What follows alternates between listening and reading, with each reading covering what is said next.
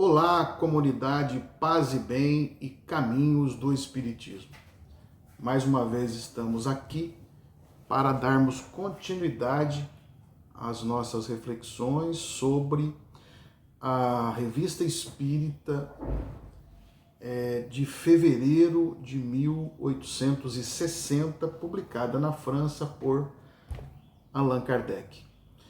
Nós já havíamos começado a falar sobre o caso da casa mal assombrada de Castelnaudary. Nós falamos um pouco aqui sobre o espírito que foi evocado por Allan Kardec pela sua comissão de médiuns na Associação Espírita de Paris, Sociedade Espírita de Paris, e vocês acompanharam no primeiro programa desse ponto que Allan Kardec, que os médiuns faziam que os participantes, Allan Kardec faziam perguntas para São Luís, que era o espírito benfeitor ali, para que ele falasse a respeito do espírito que estava fazendo processo obsessivo naquela casa, né? Então a próxima pergunta que foi feita a São Luís era a seguinte: haveria um meio de fazê-lo mudar desta casa? E qual seria esse meio?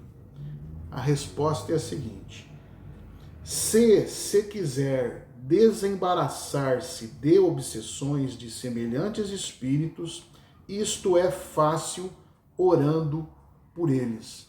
Vai dizer para São Luís que é o processo de oração que vai fazer com que espírito muito preso ao mal se melhore, portanto, passe a não fazer mais o mal que ele está fazendo, prejudicando algumas pessoas, assustando, etc. E ele vai dar sequência na resposta o seguinte: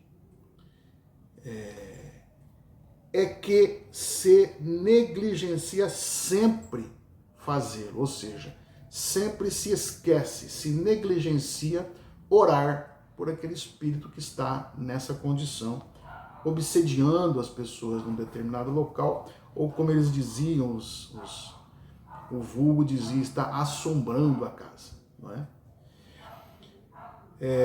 Preferem-se amedrontá-los com formas de exorcismo que os divertem muito. Então vejam só, essas formas que as igrejas chamam de exorcismo mais diverte o espírito obsessor do que o incomoda, né?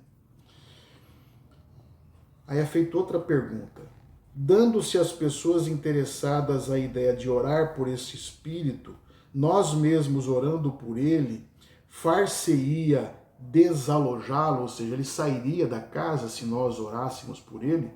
Pergunta. Responde São Luís: sim, mas notai que eu disse orar e não de fazer orar. Ele deve estar querendo dizer aqui de pedir para as pessoas orar também, mas é uma oração sincera, verdadeira, do fundo do coração, para aquele espírito. Nós sabemos que o poder da oração é um fato, né? Por isso é que Jesus falava tanto para que a gente orasse e vigiasse, não é isso? Aí uma outra pergunta: este espírito é suscetível de melhorar-se? Esse espírito tão perverso como você está dizendo, né? Perguntou para São Luís. É possível ele melhorar? Aí São Luís responde: por que não?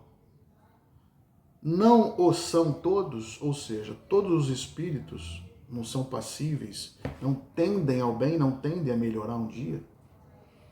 Aqueles como os outros, né? É necessário, contudo, esperar encontrar dificuldades, mas, por perverso que seja, bem dado para o mal, acabará por tocá-lo.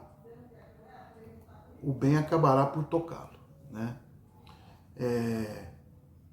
Que se ore primeiro e que se evoque em um mês, podereis julgar a mudança que se operará nele.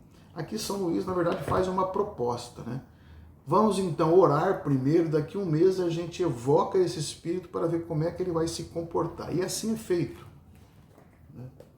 Esse espírito é sofredor, infeliz. Podeis nos descrever o gênero de sofrimento que ele suporta? É perguntado a São Luís. E ele responde: ele está persuadido de que deve permanecer na situação em que se encontra durante a eternidade. Então aquele espírito, ele estava convencido de que ali era o chamado inferno dele, que as religiões sempre pregaram e ele sempre acreditou. Que então ele estava fadado a ficar ali eternamente, vivenciando os momentos, aquele crime que ele cometeu, primeiro de assassinar o pai e dar um bofetão depois do filho. Lembram? E de ficar ali na casa, de alguma forma. Então esse era o entendimento do Espírito, explicava São Luís. De onde veio antes da sua última encarnação? E a que raça pertencia? Kardec ficou curioso. Né? Então, de onde veio? O que ele foi na última encarnação? Antes dessa? Ou, enfim, naquela, né? Porque ele estava desencarnado já. E a que raça? Kardec pergunta a raça. Na época, a ciência falava raça. Hoje a gente sabe que isso não é correto, né? Hoje a ciência fala em etnia, né? Mas naquela época o termo era esse, raça, e ele se refere assim. São Luís vai responder o seguinte: teve uma existência entre os povos mais ferozes e mais selvagens, e precedentemente veio de um planeta inferior à Terra. Então veja que interessante, né? São Luís vai dizer que o espírito, na última encarnação dele, fora um membro de uma tribo, né? De um povo selvagem, de um povo bárbaro, de um povo primitivo. E que antes disso ele teria vindo de outro planeta, de um planeta inferior à Terra. E nós já falamos aqui no nosso programa sobre essa possibilidade, né, de migração de espíritos de um mundo para o outro, né? Mas aí então continua perguntando: se esse espírito se reencarnasse, em qual categoria de indivíduos se encontraria? Vai perguntar Allan Kardec. E São Luís vai responder: isso dependerá dele e do arrependimento que sentir. Vejam que interessante, a gente acompanha muito essas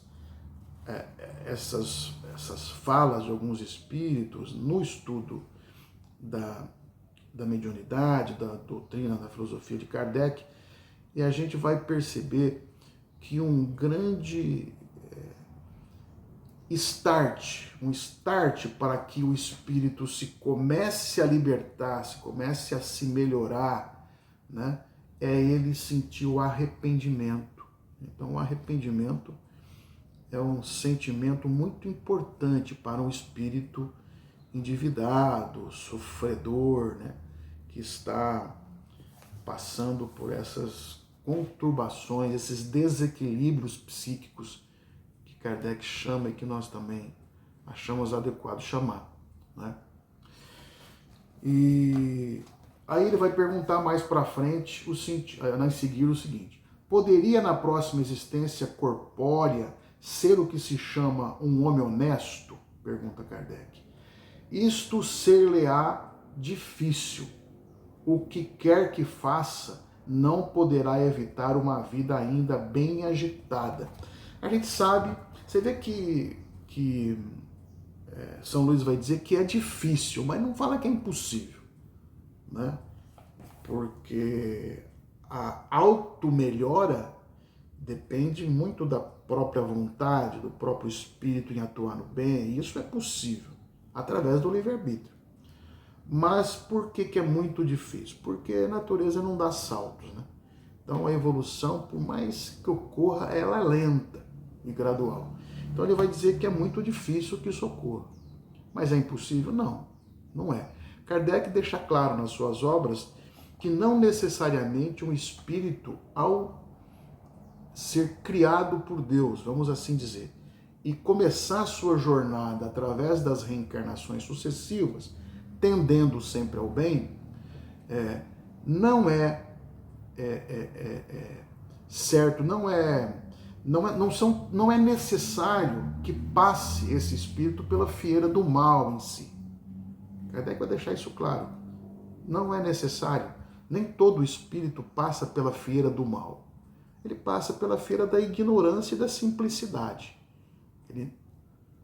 O espírito, para nós kardecistas, Kardec nos ensina que o espírito é criado simples e ignorante. E vai dizer depois que não necessariamente passará pela fieira do mal, vai dizer Allan Kardec nesses termos mesmo, né? Mas que é muito difícil um espírito nesse estágio de sofrimento e de maldade, que ele de repente salte para ser um espírito, né, de paz, de amor, né, ao próximo assim, né, dessa forma. Então, que Kardec fica tentado a perguntar as coisas ali, né? Kardec era um perguntador nato, né? Ele tinha, por isso que construiu toda a sua filosofia perguntando, né? Tentando tirar dos espíritos uma resposta que né, que ele comparava depois com todas as outras respostas e tirava um entendimento majoritário entre aquelas respostas dos espíritos. Essa era a metodologia de Kardec. Mas a gente volta então para o próximo programa para a gente ver como na próxima sessão, que depois de um mês de orações pelo Espírito, como que ele aparece na reunião mediúnica. Tá bom? Mas a gente vê isso no próximo programa. Um beijo para você, fica com Deus e até a próxima.